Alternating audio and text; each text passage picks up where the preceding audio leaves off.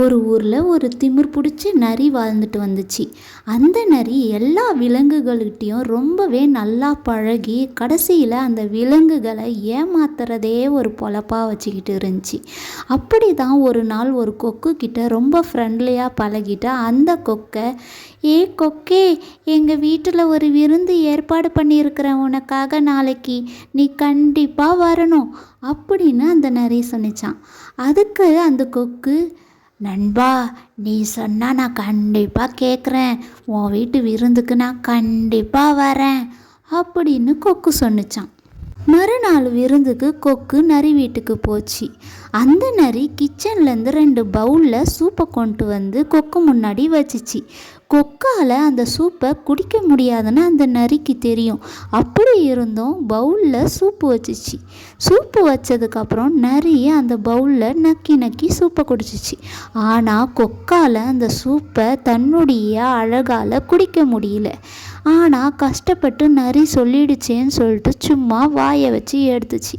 அப்போது நரி வந்து கொக்கு கிட்ட கேட்குது, என்ன நண்பா, உனக்கு சூப்பு ரொம்ப பிடிச்சிருக்கா அப்படின்னு நரி கேட்டுச்சு.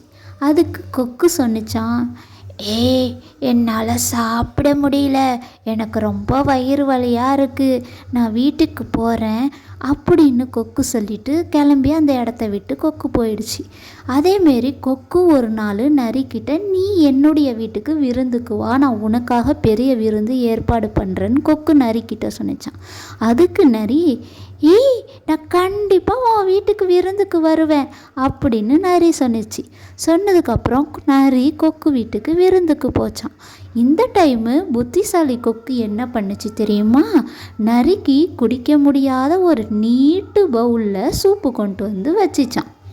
கொக்கு நல்லாவே சூப்பை ரசித்து குடிச்சிச்சு. ஆனால் அந்த நரியால் சூப்பை குடிக்கவே முடியல. அப்போ தான் அந்த நரிக்கு தன்னுடைய தவறு புரிய ஆரம்பிச்சிச்சு.